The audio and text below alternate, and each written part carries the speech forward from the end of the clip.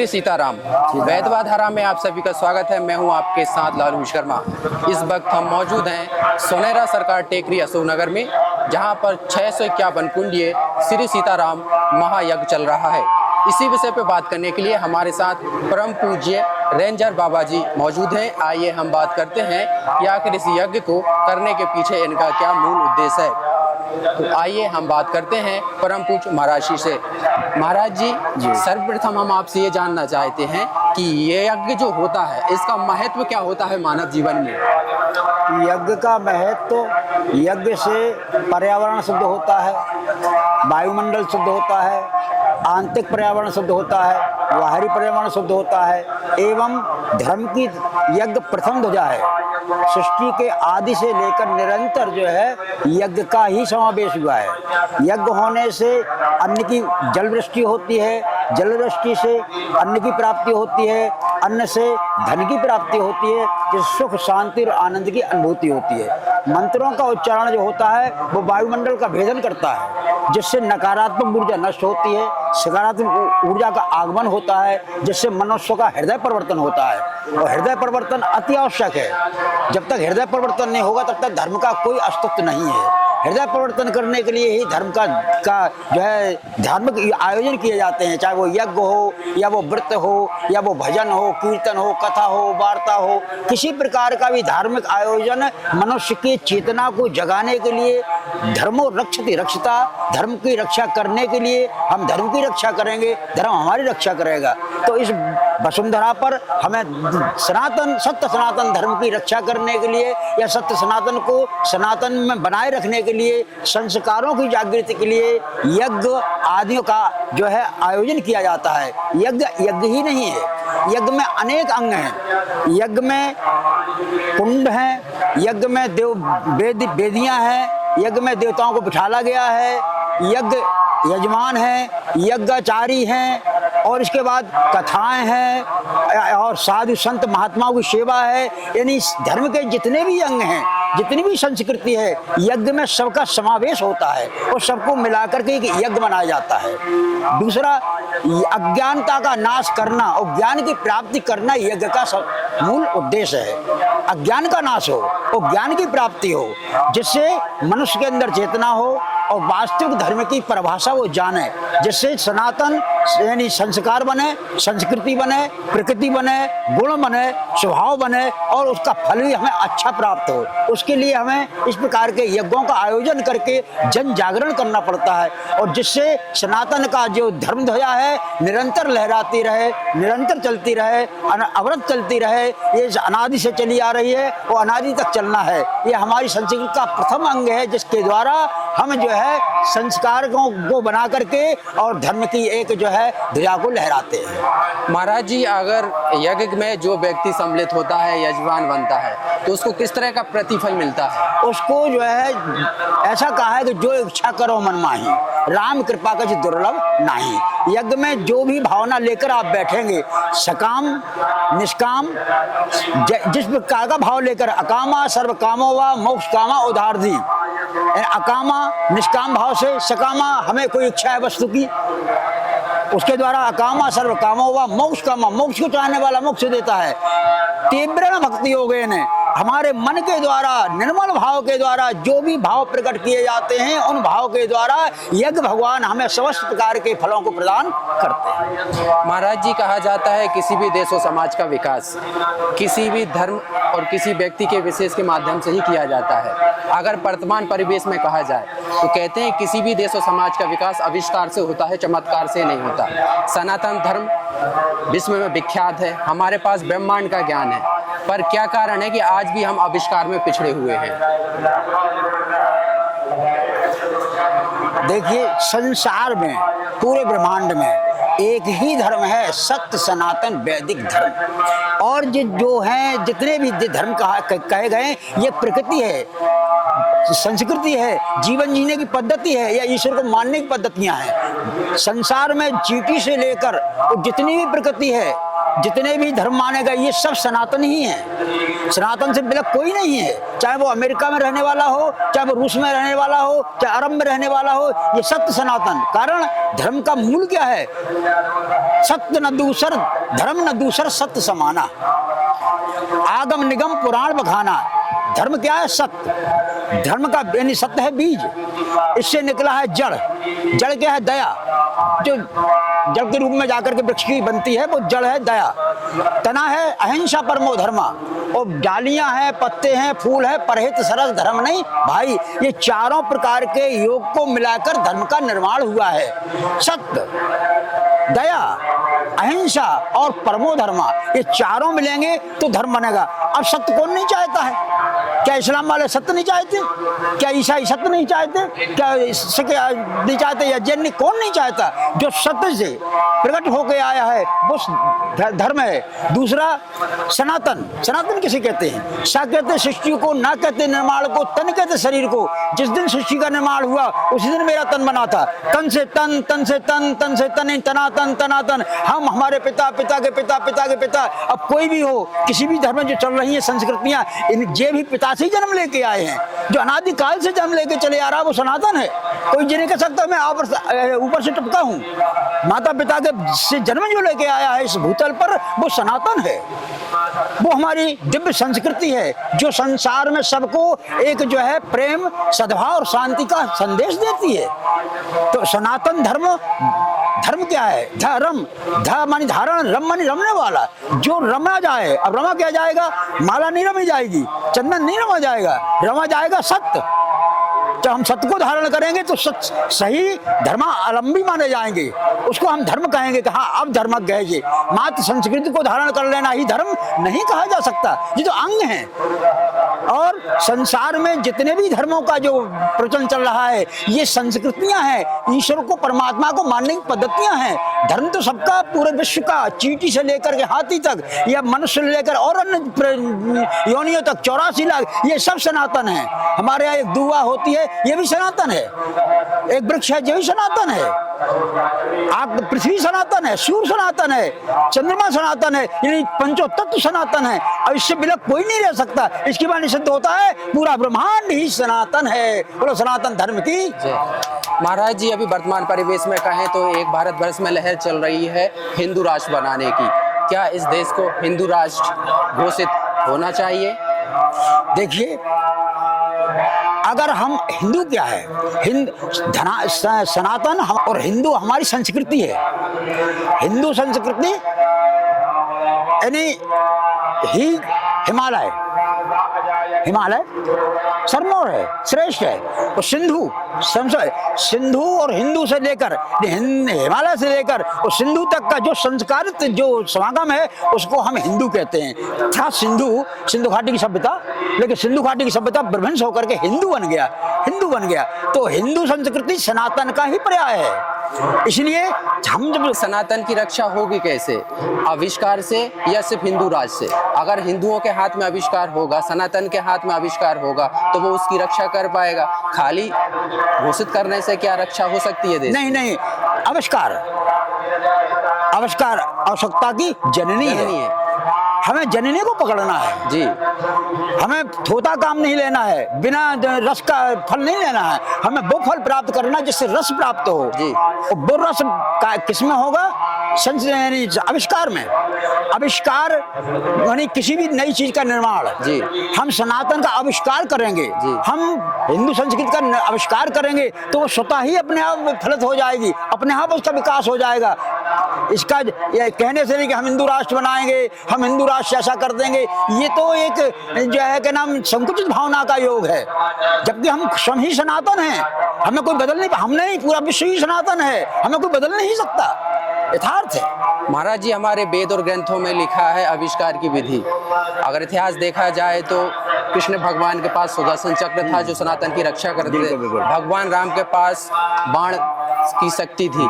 आज सनातनियों के पास शक्ति का अभाव होता जा रहा है, जिसके कारण हम महंगाई का सामना भी कर रहे हैं। कहीं न कहीं डॉलर और रुपया में भी अंतर आ रहा है, क्योंकि आज के समय में हम कथा भागवत जी के माध्यम से सनातन का प्रचार प्रसार तो हो रहा है, लेकिन हमारे देश के युवाओं को आविष्कार के प्रति अग्रसर नहीं हो रहा है। अगर कहीं भी दुनिया में कोई आविष्कार होता है तो बस हमारे देश से एक ही आवाज उठती है कि हमारे वेद ग्रंथों में लिखा है। तो हमारे पास कॉपीराइट है, पर हम उस चीज का आविष्कार क्यों नहीं करते? कथा भागवत जी के माध्यम से हम युवाओं को आविष्कार के प्रति अवेयर क्यों नहीं करते, उनको जागरूक क्यों नहीं करते? आवश्यकता वही है, आवश्यकता आविष्कार, यानी कथा का मतलब सिर्फ ये नहीं है कि कथा का सिर्फ श्रवण करा देना, नहीं, कथा को आचरण में लाना, चरित्र में लाना, स्वभाव में लाना, गुण में लाना, वृत्ति में लाना, आदि आदि हमारे शरीर श्रृंगार है। ये कथा को अभी क्या सिर्फ श्रवण कर रहे हैं, वक्ता हम पैसे के लिए कथा करते हैं, समाज सुधार के लिए कम करते हैं। जब तक हमारे अंदर त्याग नहीं होगा, हमारी कथा का प्रभाव जनता में बिल्कुल नहीं पड़ेगा। श्री राम जय राम, जय जय राम। जहाँ से बनते जागो राम धनी का ही कमी, यानी आविष्कार तभी होगा जब हम आविष्कार में होंगे। कथा का प्रभाव तभी पड़ेगा जब हम खुद उस पर चलेंगे। महाजनायन गतासु पंथा, महापुरुष चलते हैं, उनके पीछे संसार अनुसरण करता है। आज मेरा अनुसरण व्यापार में रह गया है, क्षमा करना, आज व्यापारिक दृष्टिकोण है हमारा। कथा के प्रति अर्थ कितना कमाया जाए, कितना धन इकट्ठा किया जाए, कितना वैभव जाए, यानी हमारे अंदर यश और प्रतिष्ठा पाने की लालसा भी बढ़ गई है। इसलिए हमने मूल तत्व को छोड़ दिया है। जब हम शुभ सनातन के सही मार्ग का अनुसरण करेंगे तो हर प्राणी हमें देख करके तो अपने आप बदलने लगेगा। एक फल होता है खरबूजा, खरबूजा को देख के खरबूजा बदलता है। हम मानव हैं, मानव किसे कहते हैं? जो माने तो मानव और नहीं माना तो दानव। अगर हम मानेंगे तो मानव बनेगा, हम मानेंगे तो ये मानेंगे, ये मानेंगे, ये मानेंगे, संसार मानेगा। मानना पड़ेगा। इस पहाड़ पर कुछ नहीं था पहले, जब हम श्री गणेश में आए तो इस पहाड़ पे एक कुआं था, उस कुआं के अंदर रह के हमने साधना की। कुआं के अंदर ही भजन, वहीं से भजन कराया था त्याग के साथ। कभी कोई पैसा, किसी प्रकार का लोभ आज तक किसी जनता से नहीं रखा। पैसे का काम है ही नहीं, सिर्फ काम है तो परिवर्तन का, जन जागरण का। किसी तरह से जनता जगे, मानव जगे, इंसान जगे और आने वाली बालक चेतना जो नई पीढ़ी है, इसको अपने मार्ग का सही ज्ञान हो, जिसके अंदर इनके अंदर ज्ञान विज्ञान, इनके अंदर योग ज्ञान विज्ञान और वैराग्य का उद्भव हो। और विज्ञान कब होगा? जब हम ज्ञानी होंगे। वेदों का ज्ञान प्राप्त करना ही विज्ञान नहीं, विज्ञान मन विशेष ज्ञान, आविष्कार वाला ज्ञान। हमें क्या ढूंढना है? वेदों में तो अनंत भंडार भरा हुआ है। जो आज संसार में भौतिक विज्ञान दिख रहा है, ये वेदों का ही फल है। उनने शोधन किया, शोधन करके मंथन किया, मंथन करके जैसे घी निकाला जाता है, वैसे ही वेदों से निकाल करके विज्ञान का प्रचार प्रसार कर दिया। ऐसे ही हमारा मानसिक विज्ञान तभी होगा जब हम विज्ञानी बनेंगे, हमारे आने वाली पीढ़ी में विज्ञानी बनेगी। श्री राम जय राम। महाराज जी, वर्तमान परिवेश में देखा जाए, जितने समय हमारा देश का युवा क्रिकेट मैच खेलने और देखने में लगाता है, उतने समय में चीन, जापान, अमेरिका का युवा एक नया आविष्कार कर देता है। आखिर हमारे युवा अपना कीमती समय जब क्रिकेट मैच देखने और खेलने में लगाएंगे तो हमारा देश विश्व गुरु कैसे बनेगा? वही कारण है, हम स्वयं नहीं चल पाए।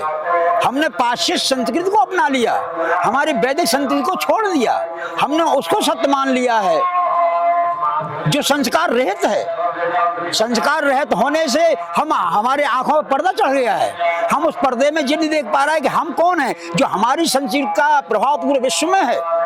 हम सबके गुरु माने जाते हैं, विश्व गुरु में भारत है, क्योंकि हमारा वेद पुराण शास्त्र ग्रंथ उपनिषद और नाना प्रकार की संतों की वाणियां वो जो विश्व में कहीं नहीं है, आदर्श रूप में, महानता के रूप में, दिव्य रूप में, जो मानव को मानव बना करके वो जो है उनका कल्याण कर सकती है। और क्रिकेट खेलना कोई बुरा नहीं है, ये नहीं बुरा हो, लेकिन क्रिकेट में रम जाना बुरा है। उसको महत्व दे देगा ना कि अब यही सब कुछ है। भाई क्रिकेट के अलावा हमारे अंदर संस्कार हैं। जब तक हम माता पिता गुरु आदि और समाज का सम्मान नहीं करेंगे, निर्माण कैसे होगा? समाज का निर्माण हमारे निर्माण से होता है। तो हमने क्या किया है कि हमने अपने जो हमारे नए युवक हैं, इनको सही ज्ञान क्यों नहीं दे पाया कि हम खुद ज्ञानी नहीं बन पाए। श्री राम जय राम। हम संस्कारी नहीं बन पाए। श्री राम जय राम। जा से बनते कहीं न कहीं हमारे देश की संस्कृति और सभ्यता को हमने भुलाकर एक दूसरा रास्ता पकड़ लिया है। अब महाराज जी, इसी विषय को हम आगे बढ़ाते हुए बात करते हैं सुनहरा टेकरी सरकार धाम के विषय में। ये स्थान का नाम सुनहरा टेकरी स्थान कैसे पड़ा और ये स्थान कितना प्राचीन है? देखिए, ये तो अनादिकाल से है, सृष्टि की रचना हुई तभी से ये टेकरी है। क्योंकि जितने भी टेकरी आदि जो है ये सब नदी वगैरह ये अनादिकाल यानी सनातन से ही हैं, ये भी सनातनी है। तो इस टेकरी पर जब पहली बार आए तो इस टेकरी पर कुछ भी नहीं था, 2-3 वृक्ष थे और कुछ भी नहीं थे। और हनुमान जी की छोटी सी एक मड़िया थी और शिवलिंग एक चबूतरा पर रखा था। और उसी अवस्था में जब हम आए तो आकर के मेरा तो क्या था, सनातन जगाने का काम था, जन जागरण में किसी तरह जनता को सुख मिले। कौन सा? तो आत्मिक सुख। लड़ाई झगड़ा राग दोष कपट छत्र फैल रहे थे उस समय, तो उसमें मेरा भाव द्रवित हुआ और मैं उस भावना में बह करके और हरिनाम संकीर्तन का प्रचार करने के लिए, धर्म का प्रचार करने के लिए निस्वार्थ भाव से, कुछ नहीं चाहिए, फिर एक समय भोजन पाके ही इनकी सेवा करने के लिए उतर पड़ा। गांव-गांव में हमारी अलग चलती थी, हजारों लोग साथ चलते थे, जगहों से जगहों लेने आते थे और भगवान का भजन के साथ उसी तारतम्य में हम सुनहरा टेकरी पर चढ़े। जब चढ़े तो हमें वहाँ रहने की कोई जगह नहीं मिली, तो वहाँ एक अंधा कुआं था जहाँ कोई लोग कोई जीवन में आते नहीं, टेकरी पर भी नहीं आते थे। साल में एक आध बार कोई आता हो, एक आध आदमी नहीं, कोई इंसान इस टेकरी पे चढ़ता ही नहीं था।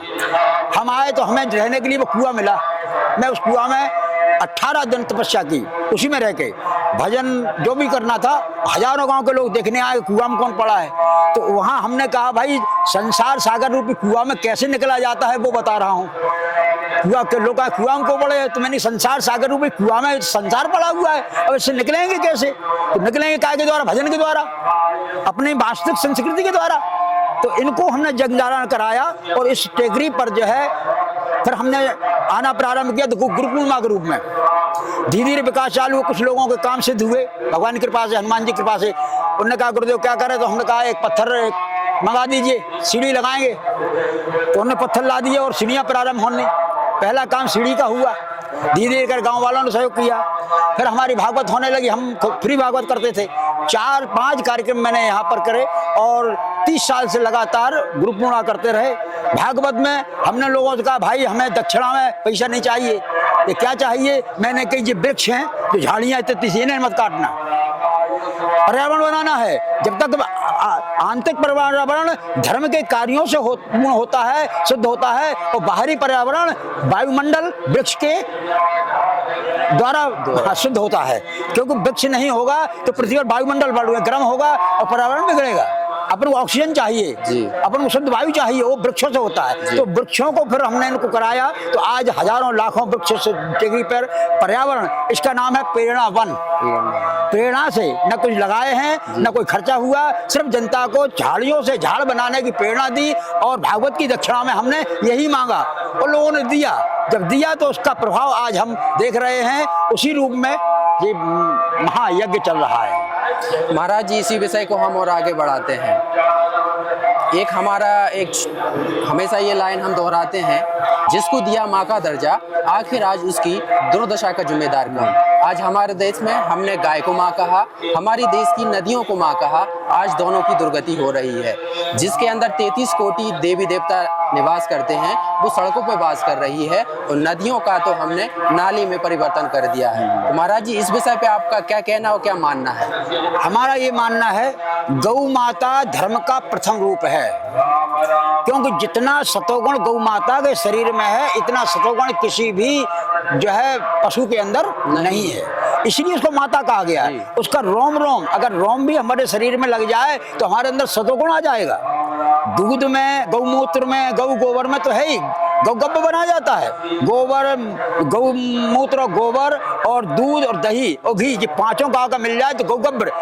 अगर इंसान उसको पान कर ले, मनुष्य पी ले, तो उसके आंतरिक रोग नाश हो जाते हैं, कैसा भी रोगी हो, गैस हो, ब्लड प्रेशर हो और अन्य रोग कुछ भी हो, आंतरिक बीमारी या शारीरिक बीमारी, चर्म रोग आदि सब रोग होते, क्योंकि धर्म है डायरेक्ट। जब जब धर्म पर आघात पड़ा है, पृथ्वी माता भी गौ का रूप, ऐसा शास्त्र कहते हैं, रूप धारण करके भगवान में गई ब्रंज के लोग का।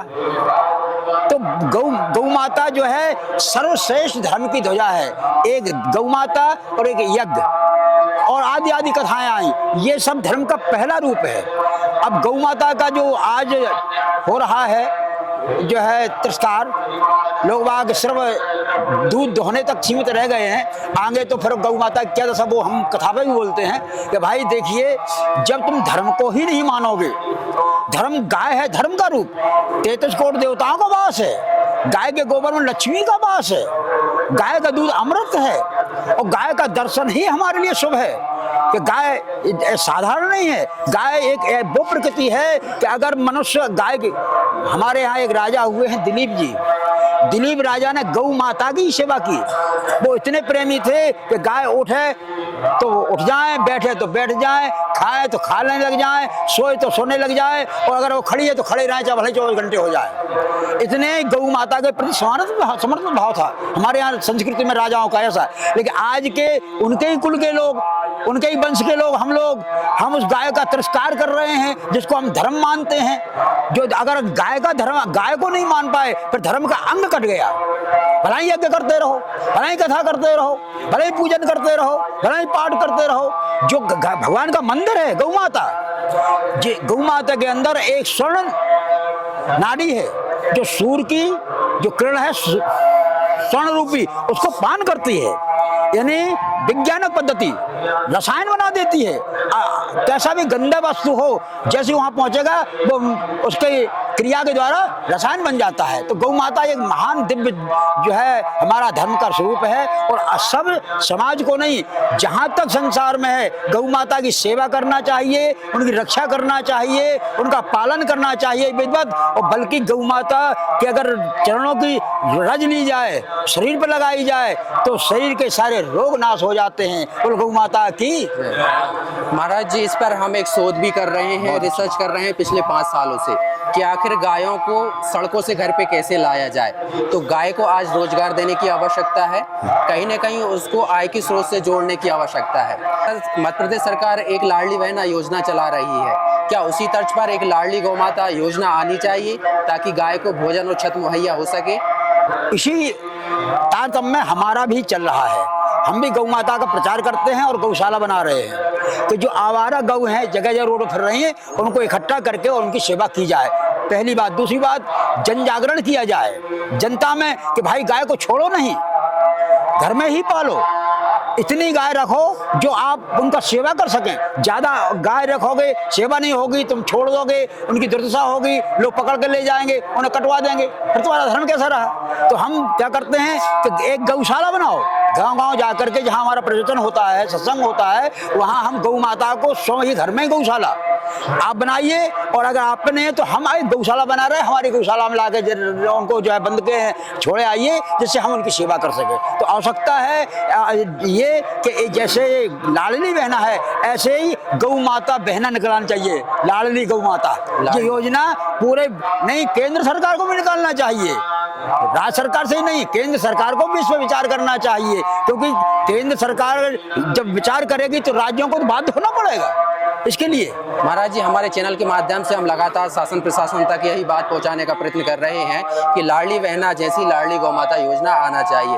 महाराज जी, इसी विषय पर और कुछ चर्चा करते हैं, अगर आपके पास समय है तो।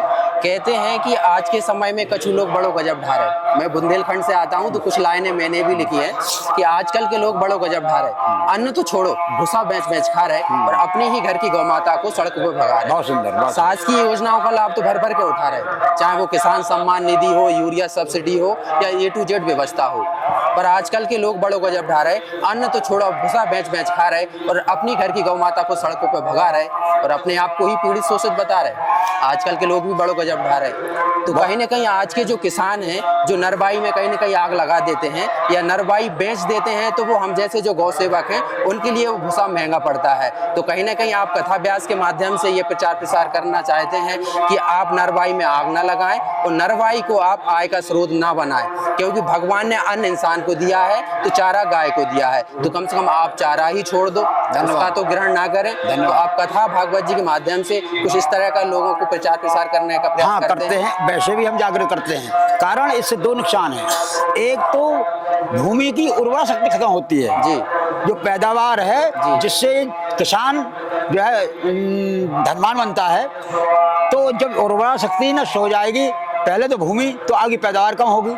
दूसरी बात, अकेली गौ माता नहीं, जंगल के भी अनेक जानवर नरवाई से एवं मेड़ पे जो घास उगता है, जब नरवाई में आग लगाता है किसान घास भी जल जाता है। वहाँ बगल का घास भी जल जाता है।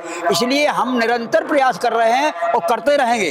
और गांव-गांव में जब जाते हैं और कथा पे व्यास पे गद्दी बैठते हैं, तब भी हम यही प्रचार करते हैं कि भैया गौ माता की रक्षा के लिए या अन्य जीवों की रक्षा के लिए नरवाई में आग मत लगाइए एवं अपनी पृथ्वी को, जो भूमि है जो तुम्हें धन देती है, उस भूमि को मत जलाइए। उसको भी दर्द हो रहा है। भूमि कह रही हम मरे जा रहे हैं कि क्यों, कि हम जले जा रहे हैं। पहले तो हमारी पैदावार लेते हैं, बाद में हमारे तन को जला देते हैं। हम कितना अत्याचार कर रहा है इंसान, लोभ में, स्वार्थ में, इतना स्वार्थ में डूब गया, इतना स्वार्थ में डूब गया कि अपनी पृथ्वी रूपी माता को नहीं समझ रहा है। गौ माता को ठीक है, लेकिन पृथ्वी माता का ही अपमान कर रहा है। जिससे रात दिन धन प्राप्त कर रहा है, उसको ही जला करके राख कर रहा है कि तो ये राख कर दें, पर कल क्या होगा, भविष्य में कर जाएगा। महाराज जी, इसी पे हम और चर्चा करते हैं। एक शोध और है हमारा, कहीं ना कहीं हमारी गलत परंपराओं ने ही गाय को सड़कों पे लाके खड़ा कर दिया है। हमारे पूर्वजों ने खेतों में बैलों का, गायों का उपयोग किया था। खेतों में बैलों ने हल चलाया था, तब जाके अन्न उपजा था और हमारे पूर्वजों का भरण पोषण हुआ था। आज के समय में लोग थोड़े फैशनेबल हो गए हैं। अगर हम बात करें नंदियों को रोजगार देने की, तो मैं भी एक ऐसा यंत्र बना रहा हूँ जिससे बैल बिजली बनाएगा, तो कहीं ना कहीं गाय को रोजगार मिलेगा। अब जो शादी विवाह में लोग बग्गी और घोड़ा लेते हैं और 20-25 हजार देते हैं, तो क्या उस बग्गी में तो नंदियों को नहीं लगाया जा सकता है ताकि उनको रोजगार मिल सके? तो इस विषय पे आप कथा व्यास जी के माध्यम से लोगों तक ये संदेश पहुंचाने का प्रयास करेंगे? बिल्कुल करेंगे, बिल्कुल करेंगे। क्यों? पहले हम गाड़ियों में बैलगाड़ी बनाते थे, तो बैलगाड़ी में बैलों को ही लगाते थे। आज भी अगर बैलगाड़ी का थोड़ा मॉडर्न कर दिया जाए, गुजरात में ये मॉडल चल रहा है, ये मॉडर्न कर दिया जाए, जैसे बग्गी बनती नहीं, जैसे बग्गी के आकार को दिया जाए और आगे बैलों को सजाकर जी, सींगों वगैरह को, पैरों वगैरह को गले में घंटी डालकर पहले डालते थे, आवाज आती थी। उस तरह से अगर किया जाए तो सोने में सुहागा है ये जी। इससे क्या होगा, गौ माता की रक्षा होगी। दूसरी जो नंदी हैं, जो रोड पे घूम रहे हैं, उन्हें रोज कागज खाते फिर रहे हैं, उनका जो है संरक्षण होगा और धर्म का प्रचार होगा। क्योंकि नंदी भी धर्म का ही रूप है। भोलेनाथ ने नंदी को क्यों स्वीकार किया? उन्होंने कहा धर्म की सवारी करूंगा तो अधर्म होगा ही नहीं। मैंने क्या किया, धर्म को छोड़ दिया है, तो मेरे साथ धर्म हो रहा है। श्री राम, जय राम, जय जय राम। महाराज जी, एक दिवाली क्या हम गौ माता वाली नहीं कर सकते? जितना पैसा हम 1000, 2000, 10,000 के पटाखे लाते हैं और वायु प्रदूषण, ध्वनि प्रदूषण करते हैं, क्या उस पैसे से हम किसी गौ सेवा में जाके दान नहीं कर सकते? ऐसा हो सकता है? ये संभव है? बिल्कुल संभव है। अगर हम किसी व्यक्ति के स्वर्गवास होने पर हम रसोई करते हैं, रसोई में जितना पैसा खर्च होता है, अगर उतने का आधा पैसा भी हम किसी गौशाला निर्माण में लगा दिया जाए, तो उस व्यक्ति को मोक्ष भी प्राप्त हो सकता है। ऐसा कुछ होने का प्रयास कर सकते हैं लोग? चल सकते हैं, होता है। आज भी कई लोग जो जन जागरण में जग चुके हैं, चेतनांजन में आ चुकी है, वो लोग ऐसा कर रहे हैं कि मृतक भोज में सिर्फ उतना करते हैं जो ब्राह्मण कन्याओं का भोजन और विधिवत जो कर्मकांड होता है उसको करते हैं। बकाया जो व्यर्थ का पैसा है ये लगता समाज को खिलाने का, उसको अब गौशाला में लगा रहे हैं। अफरे को भोजन कराने का कोई अर्थ नहीं बनता। नहीं, अर्थ तो होता है। अर्थ उसका जो होता है कि जिस आत्मा गई है वो अपन से जुड़ी है, उसका ही खून है हम जी। अगर मैं उसका संकल्प का दान करूंगा तो वो जिस जगह योनि में जन्म लेगी वहां उसको अप्रत्यक्ष रूप में प्राप्त होगा। लाभ तो होता है, ऐसा नहीं है। लेकिन समय के योग के अनुसार हमें उस धन का सदुपयोग अब लोग सब संपन्न हो गए हैं जी।